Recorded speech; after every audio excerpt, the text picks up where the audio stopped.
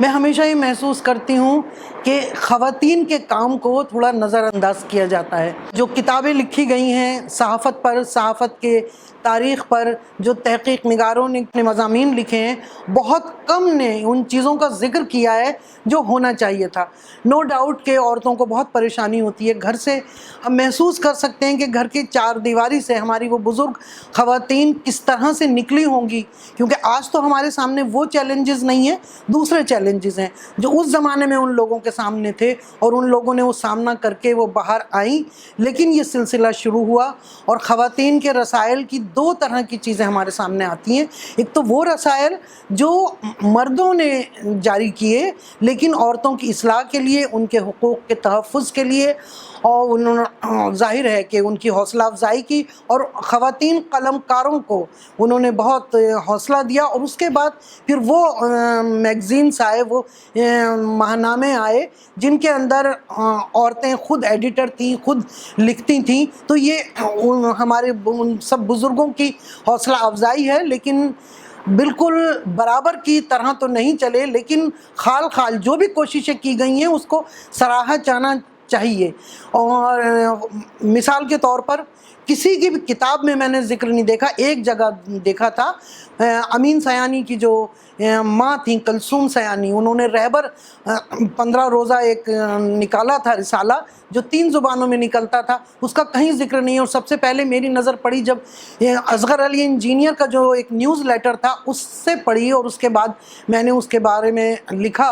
اسی طرح جو ماہناموں میں تو عورتیں بہت لکھتی تھیں، لیکن روزناموں سے عورتوں کی وابستگی اتنی نہیں رہی. اس کی کئی وجوہات تھیں، لیکن ہمارے یہاں نور جہاں ثروت تھی، قومی آواز میں 1980 میں ان کا تقرر ہوا، اور انہوں نے اس کے بعد وہ بلٹس میں آ گئی تھی اس کے اردو ایڈیشن میں، اور کافی دن تک انہوں نے دیکھا. تو یہ ان لوگوں کو ہمیں نظر انداز نہیں کر چلنا چاہیے، ہائی لائٹ کرنا چاہیے. اس پورے سفر میں جو پروگرامز ہوئے ہیں تو میں نے کہیں نہیں دیکھا کہ کسی خاتون کو اسٹیج پر بلایا گیا یا اس کی کے کام کو سراہا گیا. بہت لمبی فہرست ہے جن لوگوں نے کام کیا ہے، بہت اچھے رسائل نکلے. اور حیدرآباد کی سرزمین سے النساء، خود صغرا ہمایوں کا اتنا بڑا کنٹریبیوشن ہے. اس وقت لاہور، دلی، لکھنؤ اور حیدرآباد یہ ادارے تھے، اور النساء اور ہمجولی کے تو میں نے حیدرآباد میں جا کے وہ شمارے دیکھے.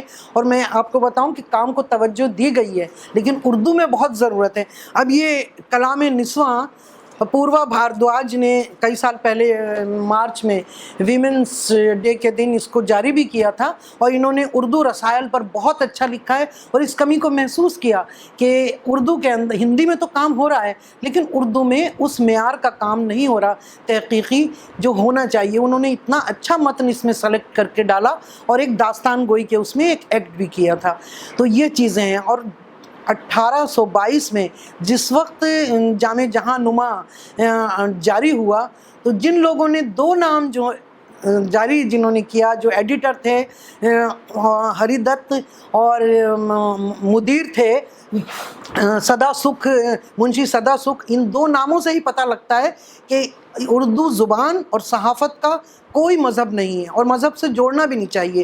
لیکن افسوس کی بات یہ ہے کہ آج اس کو مذہب سے جوڑا جا رہا ہے. لیکن یہ پروگرام جو مانو کر رہا ہے اس سے بہت اچھی چیزیں سامنے آ رہی ہیں. وہ کھڑکیاں کھلی ہیں کہ لوگ اپنے اظہار رائے کر رہے ہیں کہ یہ اردو صحافت کا کیا کنٹریبیوشن رہا ہے ہندوستان کی تاریخ میں، آزادی کی لڑائی میں.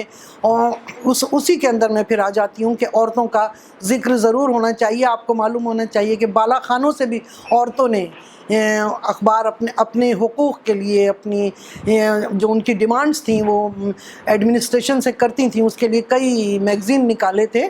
یہ اچھا ایک ٹاپک ہے. ایک چیز، ایک اور ٹرننگ پوائنٹ ہے خواتین کی صحافت کے لیے، خواتین کی کیا، اردو صحافت کے لیے. میں راشٹریہ سہارا سے وابستہ رہی ہوں، ہندی اور اردو دونوں سے، پرنٹ سے بھی اور الیکٹرانک میڈیا سے بھی.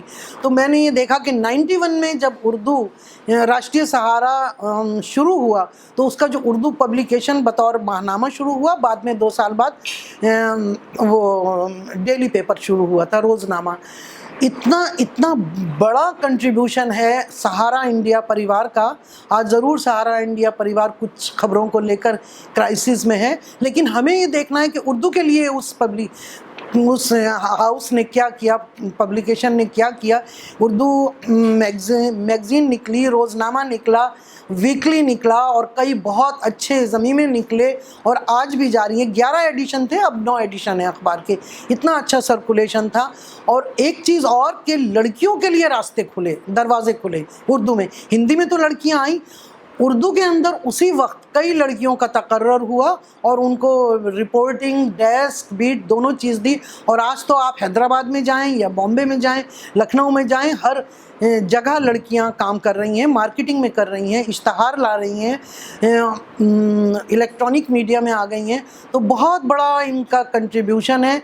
तो सहारा को नज़रअंदाज नहीं करना चाहिए कतई भी, क्योंकि और उसी के बाद, सहारा के बाद जो दूसरे अखबार आए हैं, इनकलाब आया, दैनिक जागरण ने उसको ख़रीदा और बिल्कुल उसमें ज़्यादा स्टाफ जो है वो तमाम काफ़ी स्टाफ ट्रेन हो कर सहारा से ही गया है।